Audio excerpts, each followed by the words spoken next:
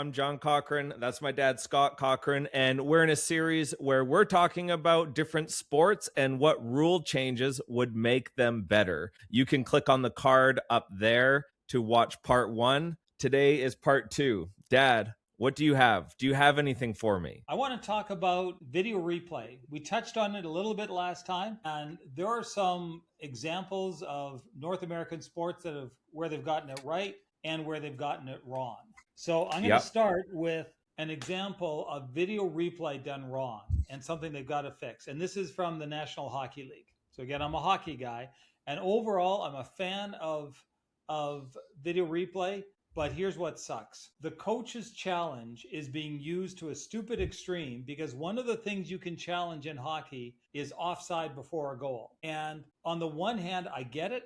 I get the fact that you want to make sure that it was not an offside play before a goal was scored. The problem is it's now taken all the excitement out of a goal because when a goal gets scored, every single play, almost without exception, is going to be challenged. So instead of that kind of euphoria you get in the arena because a goal's been scored, now everyone's got to go over to the defending team's bench, the team that just got scored on, and they just look at their iPads for, it seems like 5 minutes. I know it's not, but that's something that has got to get cleaned up in video review. Yes, NHL, shut up. NHL, shut up.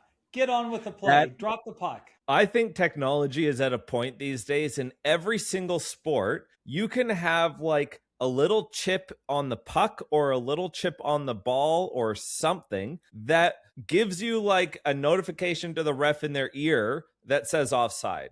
Like the thing is, I think if 10 seconds has passed, you shouldn't be able to go back and replay it. I just think that's absolutely ridiculous. A team should be able to clear the puck by then. So let me balance that one off, John, with something that the NHL got right. At least they fixed. They had a problem that they fixed. Video replay came in back in the 90s in the NHL.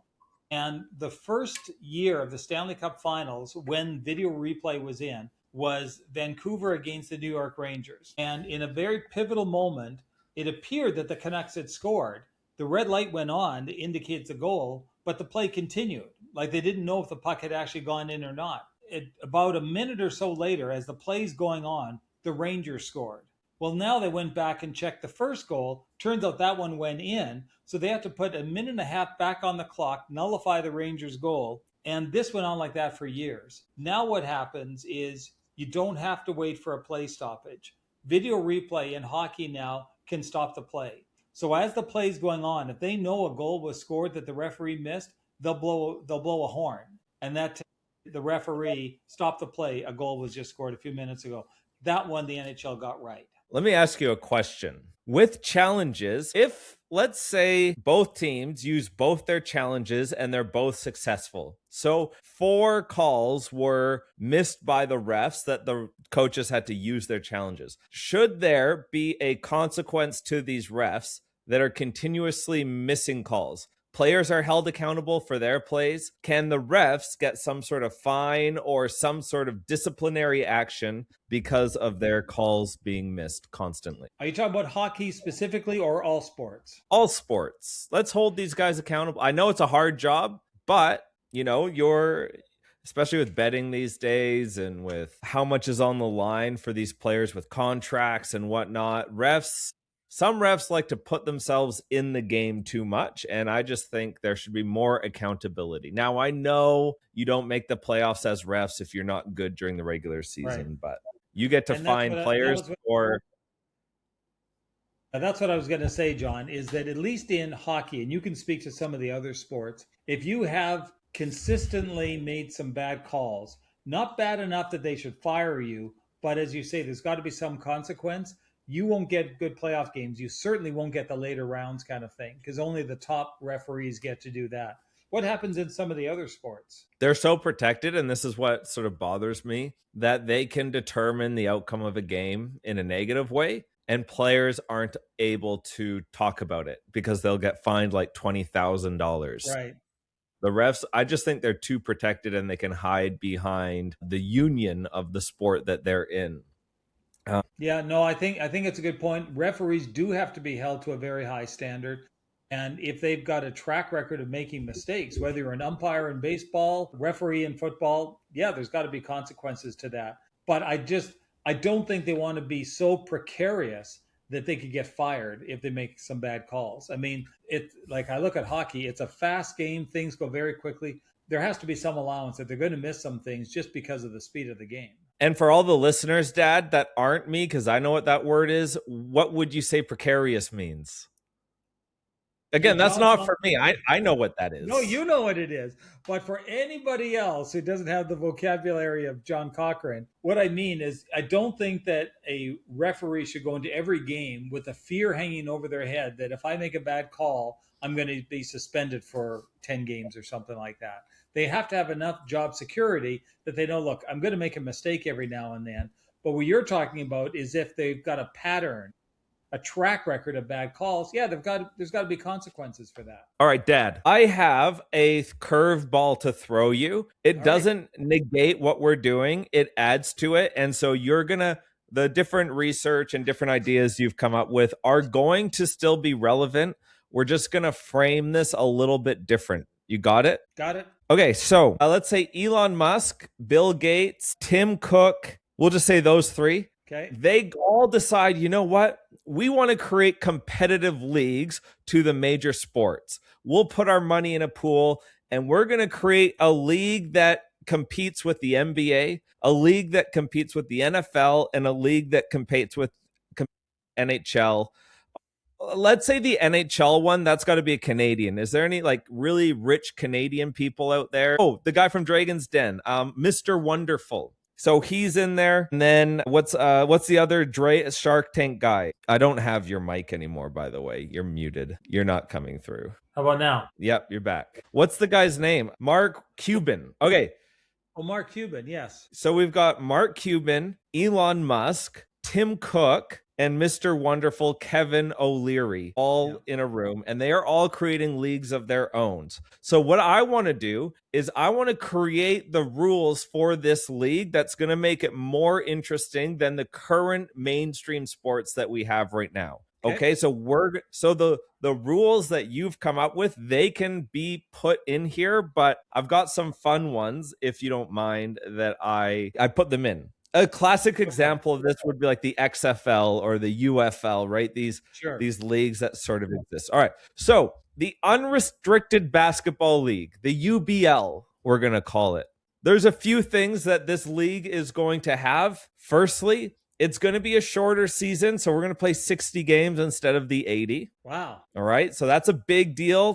That's the big argument in the NBA. We play too much. I know we make $100 million a year, but we're working too much. So that's what they say. In this unrestricted basketball league, once per quarter, each team can challenge another member of the other team to play one-on-one for 3 possessions. So everyone sort of gathers around and watches these teams play one-on-one. Super exciting. You get to say, all right, timeout. We're going to do one-on-one right now. So think about how that would work. It's just a way to engage the fans in a different way. So once per quarter, a team can challenge another player to play one-on-one. And what is the purpose of that? Does that like count as a game? What's it for? A possession.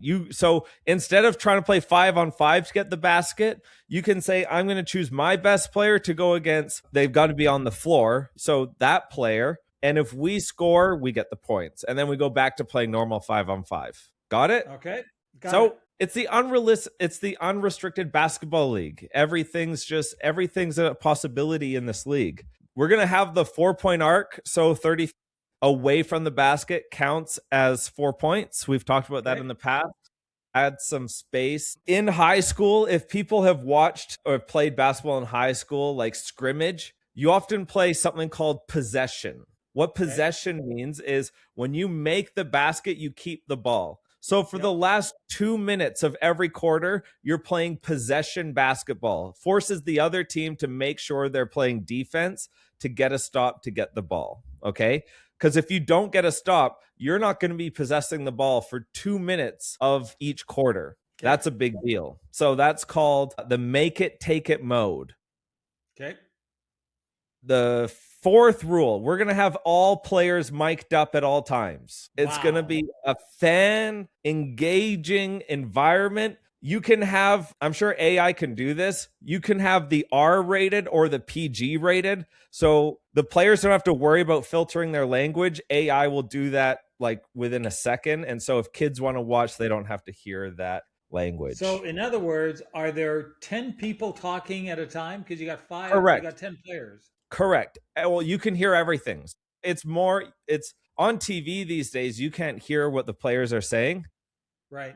We're going to have mics everywhere. Nothing, even in the huddle. So those are some of my unrestricted basketball league rules that I think is going to face the NBA and take over. Well, I'll tell you what, I like all of them except one. Because here's the filter I'm thinking of. Which ones are unique and progressive and which ones are a gimmick? I think the one-on-one is a gimmick. The rest I like. I'll sign up in that league for all the other ones, but I draw the line at one-on-one. That's a gimmick. Your favorite league does one-on-one currently. The shootout. You currently have that in the NHL. Are you saying it's a gimmick? I'm saying it serves a purpose, and I think the purpose you've described for your one-on-one is just to get possession. I think there's got to be higher stakes. Like you can win the game maybe if you want on one-on-one, but not just to get possession. There's got to be a better reason for your introducing one-on-one into the game all of a sudden. No, not just to get possession. It's you already have the possession. Timeout. This possession, this one possession, I'm going to choose that player. We're going to go one-on-one isolation. And then the game continues. Okay, so if you're the coach and you're going to make that call, why would you make the call though? Like I can even see that, okay, that would be exciting, but what would be the coach's incentive to do this? Well, firstly, every superstar player gets double teamed. So now you're saying, I'm going to let my best player go against even your best defender, but no one can help. So you've got a matchup advantage by going one-on-one because typically no one can stop the best players offensively. In my opinion, this is a little bit gimmicky and it disrupts the flow of a basketball game. The other ones I'll give to you. We're Elon Musk here, or this one would be Mark Cuban. Mark Cuban's not interested in creating something that makes complete sense. It's about the fan experience and the entertainment value. Remember, you talked about was it the XFL that determined instead of a pregame coin toss, they had a race to center field to pick up the football? Do you remember that? Did they do that? No, I don't remember that. They placed the ball at center field. Each team could nominate one player to stand on their own goal line, I think it was. And then the referee fires a gun or blows a whistle, and they both run like the Dickens to the center spot on the football field. And whoever gets the ball, that's the team that gets to choose to kick off or take the end. It was such a gimmick. That's what I don't want to see in sports. Even in your UBL, I don't want to see a gimmick in there. Okay, let's go to football. And I imagine you have some ideas already in this football. So add to what I have to say on this one, okay? If you've got anything to add. So this we're just going to call the XFL, Extreme Football League. We need a new name because that one's been done. Okay, yeah, it's got to be XFL because I remember what was the game? Can it be the JFL? This is the John Football League. No, because this one is Mark Cuban. No, this one is Elon Musk. This could be the Musky Football League.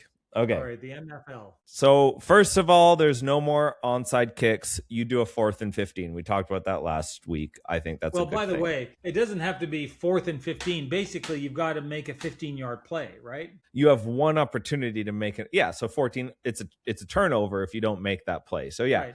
You got to make a 15-yard play. Secondly, this one's getting out there. Hopefully, it's not too gimmicky for you. You know, rugby, you can do endless backwards passes. Yep. In the in the Musky Football League, unlimited forward passes no matter where you are on the field. We used to play a game in high school called Silly Buggers, which was this. And it was the most fun, entertaining, exhausting game you can think of.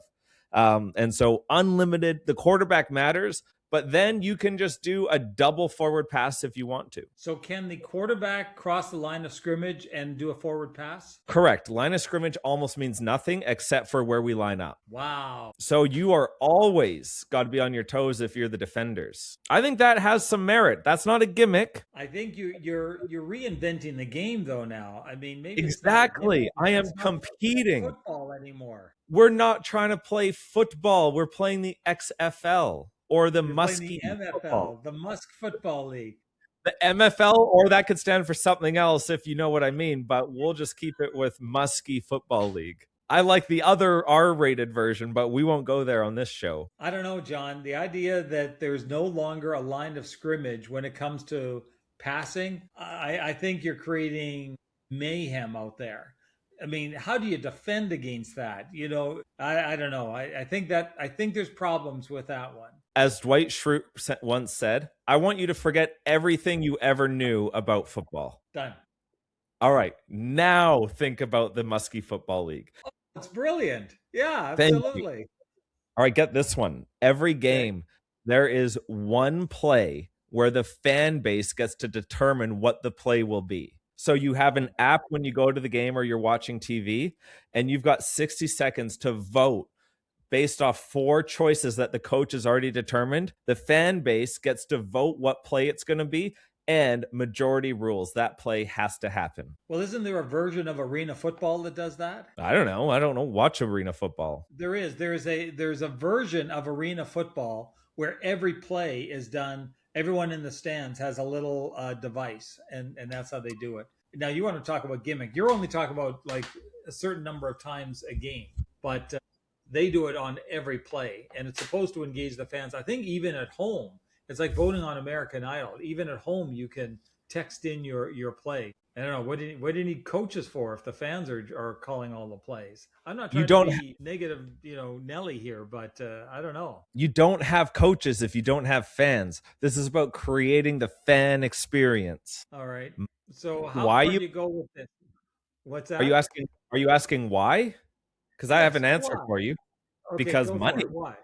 Money. Because money. Well, okay then. Okay, let me just tell one more rule, and then I'd love you to interject here and tell me which ones work, which ones don't. The big man bonus. Instead of 6 points for a touchdown, if your offensive line scores 9 points. If your offensive line score, like how would they score? Because they're not eligible receivers. No, you can make your left tackle eligible pre-play currently. However, line of scrimmage means nothing. Forget everything you ever knew about the NFL and just think that big man, if he scores, if you weigh over 300 pounds and you get a touchdown, 9 points. All right, I'll go along with this one if we can call it the refrigerator Perry rule. Do you remember him? Yes, that's what we'll call it. 85, yeah. And that was the Bears' big play. Give it to the fridge, and he would just plow his way through. 9 points, sure, why not? Plowing your way through is tight. Well, okay then. So, Dad, what do you think about the Musky, the MFL? Okay, I think there's a potential in some of the ideas. I love the idea that in professional football, getting innovative, getting creative. Now, of course, I'm a fan of the CFL. It's going through some of that right now, and there's a lot of backlash on that. So I think even the MFL might get some pushback. But why not? I've got a real problem, John, with essentially saying goodbye to the line of scrimmage. But some of the other ideas, I think they could work. So you're now Roger Goodell, the man in charge of the NFL, the commissioner, the commish as we call him, and the MFL is taking off. Do you have any rule changes for the NFL that you think would have to be interjected in order for the NFL to keep up? Do you have anything that you think realistically can be added to the NFL currently? A few years ago, I would have said yes. I would have said they've got to make overtime more meaningful and more fair, and they've done that. I think I would have said you got to clean up the kickoff rule, and they've done that. I would have said you've got to make the extra point meaningful, and they've done that. So right now, I think the NFL is in a pretty good place. I would like, and I don't have a solution for this, but I would like to figure out a way to open up the game a little bit more. Now, there's always safety concerns on this, but I don't know if you can make the field bigger or the players smaller, but I'd love just to see more open football, more passing. more big plays somehow in the NFL. Well, I mean, a lot of, yeah, go. what if what if a touchdown that is scored from 50 yards and out is worth 8 points? You add points for long touchdowns. Okay. What about a scoring system that actually rewards a team for how many plays they can run? So, in other words, this is almost the opposite of what you're saying, but I find it very impressive when a team can chew up 8 minutes of the clock and do an 80-yard drive down the field and use 12 plays to do it, for example. Maybe we can reward them for that too. Say that again. A point like on if you can run a 12 play drive, you get that's like a field goal. You get 3 points just for running that many plays at a time. So we're saying that is such a CFL rule. Like, oh, you did really good. You didn't score. Here's some points. Well, I think your 80-yard touchdown pass is basically the same, because sometimes that just happens because it just happened, you know. No, because you said you wanted to open up the game. This encourages people to go for big plays. All right. What about, I think the number of players on the field, what about reducing it to 10 players so there's just more room out there? So you're taking away what position? Do you choose what position you don't want out there? Like, oh, we don't need a left guard today. I think probably the line has to stay the same. I'm just trying to think of ways to open it up. Again, one of the reasons I always harp on the CFL, one of the reasons I like it is there's so much room out there. I'd love to see the NFL just figure out how to get a little bit more room out there somehow. How's your fan base going over there in the CFL? Huge. All right. So let's go to baseball if you don't mind. I actually, these I don't think need to be in the competitors league. I think baseball just needs to adapt these. Okay. You ready for this? Go. All right. Golden bat. Here's what the golden bat is. Once per game,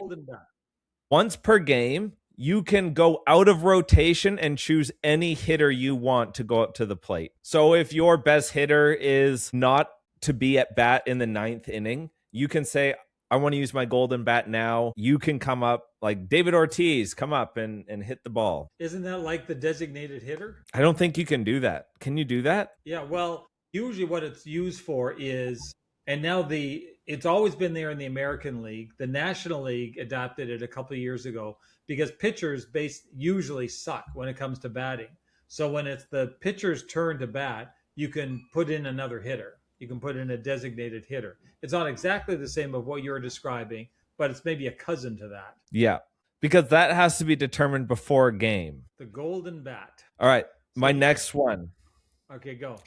Because my next one is more legitimate. Why in the world do you get the same amount of points for running from third base to home as you do if you hit the ball out of the park? If you hit a home run, it should be worth 2. No, a run is a run. No. Yes, a run is a run.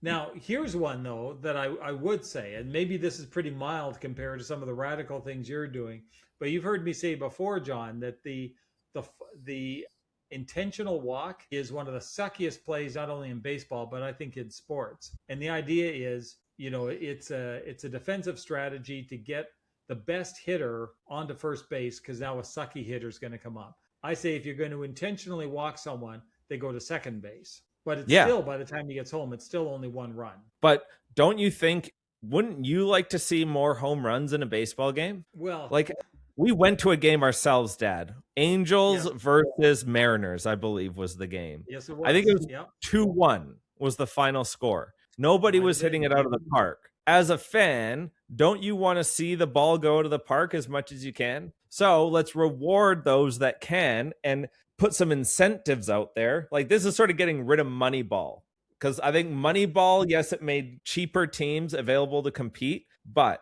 we're not after business here. We're after entertainment. It's the entertainment business. So what are you calling your baseball league? Oh, these are just legitimate, but I'm going to call it the CBL, the Chaos Baseball League. Hey, well, one of the things you're going to have to do, if you want to go this direction, if you want to give extra points for a home run, I think you've got to standardize all the ballparks, because different ballparks are more batter friendly than others. So you go into some ballparks and it's just easier to get home runs. And a lot of players sort of beef up their home run averages when they play in these parks. Some of it has to do with the dimensions of the park. Some of it has to do with elevation, wind, all sorts of things. So you can't have it easier to get extra runs in one park than another, like extra points. So yeah, we'll False. go for your rule, but you got to standardize all the ballparks. False. Okay. Cricket, Yes. this is historically a very old sport. Most people play it in the world or watch it in the world, and they don't have standardized size pitches. They have different points based off how well the bat is. Like if it's a roller, and then if you run back and forth, that's only one. So why don't we in baseball say you get rewarded more for doing a good bat versus just running into home base? That's all I'm saying. Comment if you agree with John. All right, Robert, you've convinced me. Actually, India. that's a good argument. India. Now, I want to explain my challenge on cricket being the most popular sport in the world. Technically, Yes. you're not wrong. You're not wrong. But let's say that in the United States, there was a sport that everybody in California plays and nobody else plays it anywhere else in the country. Because there's so many people in California, they could say this is the most popular sport in our country. And the reality is no one else plays it. It's only in California. That's my point about cricket being the most popular. When you've got that many people in one place, yes, technically it's the most popular, but they're all in one place. But it's not just India. It's England. It's Australia. It's all these other, like it's the South Indies, like all these other Commonwealth-like nations. I know India is not in the Commonwealth, but all these other countries that aren't North America play this sport. I think we have a whole other topic there. While that's true, South Africa, they play it, but they're all former Commonwealth countries. It's a little club. One of those countries happens to be enormous. Now, Dad, Yeah. I know you are very world traveled. I know that you're very, compared to other North Americans, you are very world aware. You don't typically have the we are the world and nothing else matters. So I'm not trying to put that stereotype on you. However, in this case, you're just wrong. Here's what it's like to me. Here's what it's like to me. When any two teams in an American league, not counting hockey, when they win a championship, they immediately call themselves the world champions, right? And the rest of us say, yeah, but no, you're only in one country, right?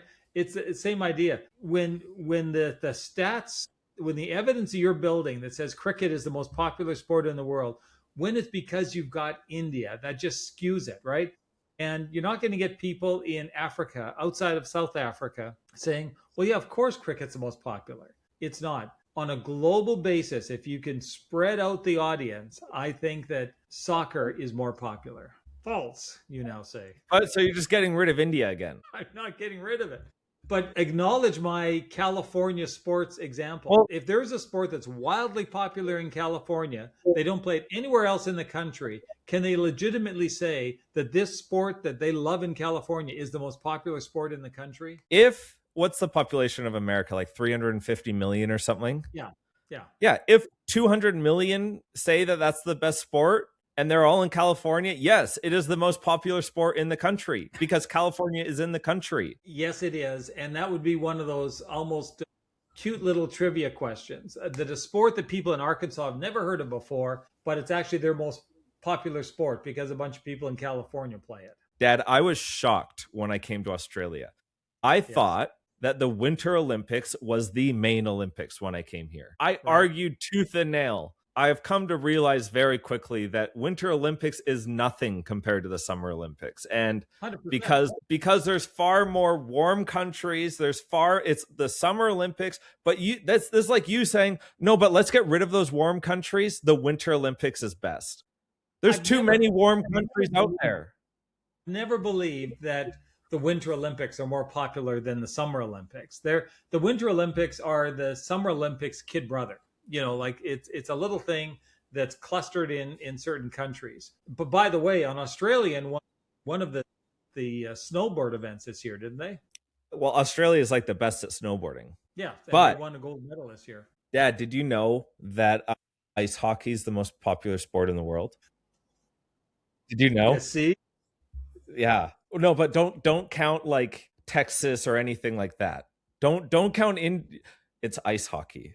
because we played in Canada. I have no idea what point you're making right now. It's what you're saying about. Okay, we've gone on a tangent that is now time to come back in focus, but I would love to know in the comments who is right and who's crazy. I'll admit if I'm crazy, but I think I'm right. You can't just say India doesn't count. By the way, and I do need to add because people may misunderstand. People who know me know that I love India. I go to India a lot, and it's one of my favorite places in the world. I have a deep, deep love for India and Indian people, kind of thing. I just think you can't deny the fact that 1.5 billion people just skews perception when it comes to which sport is the most popular.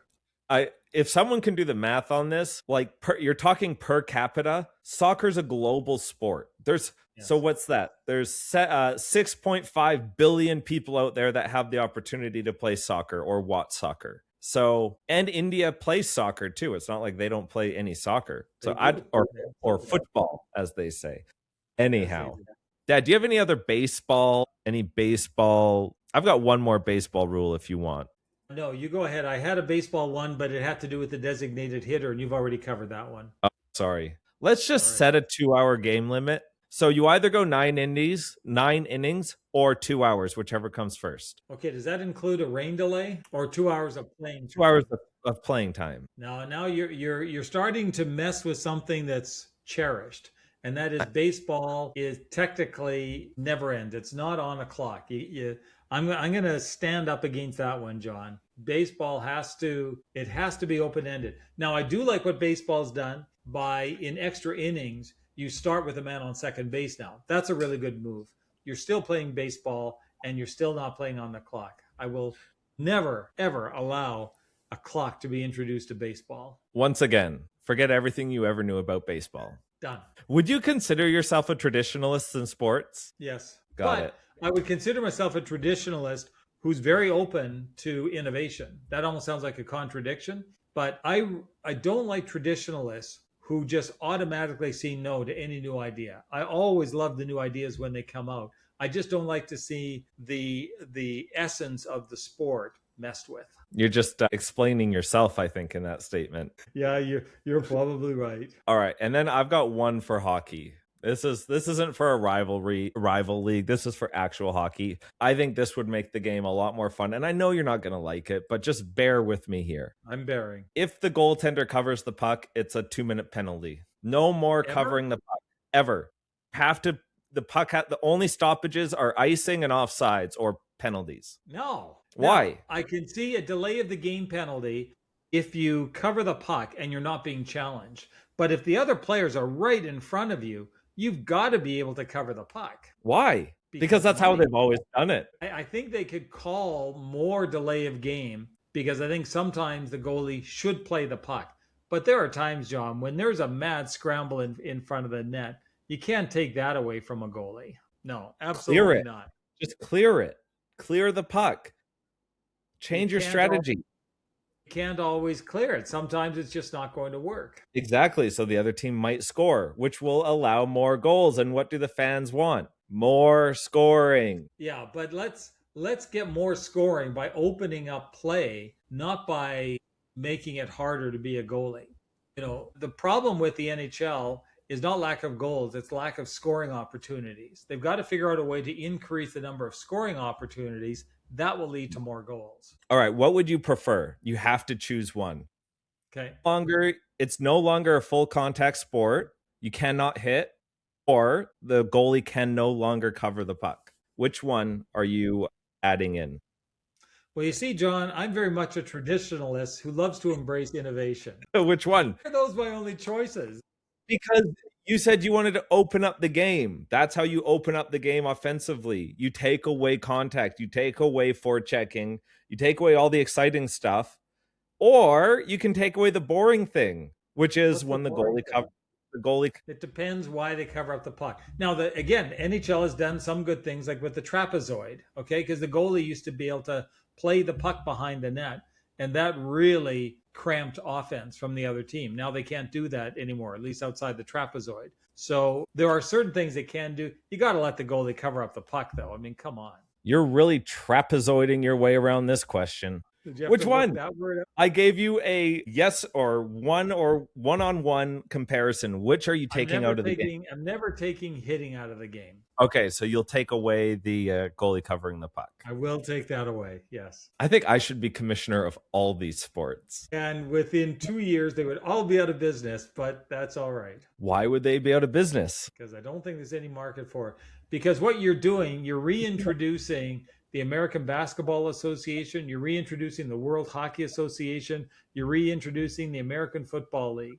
3 leagues that tried to compete against the big boys, and they were just absorbed by the big major leagues. Isn't that the point of entrepreneurship? Is to create a business that gets bought out by the big dogs? Yeah, basically. And if that's what your goal is, go for it. Why? Money. That's right. Hey, call me commish, and we'll get this thing going. You are the commish. John, Dad, you've introduced some pretty wild and crazy ideas in this episode, and I just hope to high heaven that none of them ever happen. Leave us with a banger, though, Dad. Do you have a realistic one that you've written down that you haven't gotten to? If we'd had more time, I'd go after the NBA, introduced the anti-flopping rule a couple of years ago, which is similar to the NHL diving rule or embellishment rule. I'd like to see more of that. Too many sports are becoming, man, we're going to get some bad feedback on this. Too many sports are becoming like soccer. We're flopping to draw penalties. It's starting to creep into some of these other kind of sports. And we've got to beef up the anti-flopping and the embellishment rules, and maybe even in football and baseball too. We got to get flopping out of sports. You know what's crazy? I think it was 2 years ago the NBA introduced the flopping rule. Yeah, I've watched in 2 years, let's say 300 basketball games. Yep. I have not seen one flop called. Same in hockey. Like, that's what I mean. They've got to fix it. Like the embellishment rule came in, 20 years ago, maybe more, and it's the least called infraction in hockey. Like, it's never called. No. So it hasn't accomplished anything. But somehow we got to figure out a way. Maybe if you want to get into some of the wild rules that you've got, flopping or diving is punishable by death by firing squad or something. Like, really make it, you can't do this, right?